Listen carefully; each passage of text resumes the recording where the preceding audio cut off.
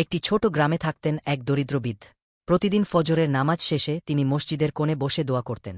গ্রামের মানুষ তাকে খুব সাধারণ একজন মানুষ হিসেবেই চিনত। কেউ জানত না তার আসল পরিচয়। গ্রামে এক পরিবার ছিল যারা খুব কষ্টে দিন কাটাত। অনেক সময় তাদের ঘরে খাবার থাকত না। কিন্তু আশ্চর্যের বিষয়, প্রতি রাতে ফজরের আগে তাদের দরজার সামনে একটি ছোট থলি পাওয়া যেত, চাল, ডাল আর কিছু টাকা। কেউ জানত না কে এই দান রেখে যায়। অনেক চেষ্টা করেও কাউকে ধরা যায়নি। একদিন সেই বৃদ্ধ মানুষটি অসুস্থ হয়ে পড়লেন। কয়েকদিন পর তিনি ইন্তেকাল করলেন। তার জানাজার দিন গ্রামবাসী লক্ষ্য করল, সেই দরিদ্র পরিবারের দরজার সামনে আর কোনো থলি আসছে না। তখন সবাই বুঝতে পারল, নির্বে দান করতেন সেই বৃদ্ধি। তার ঘর তল্লাশি করে পাওয়া গেল একটি কাগজ। সেখানে লেখা ছিল, হে আল্লাহ, আমি চাই না মানুষ জানুক, আমি চাই শুধু তুমি জানো। গ্রামবাসীর চোখ ভিজে উঠল। তারা বুঝে গেল, আসল দান সেইটাই যা শুধু আল্লাহ জানেন।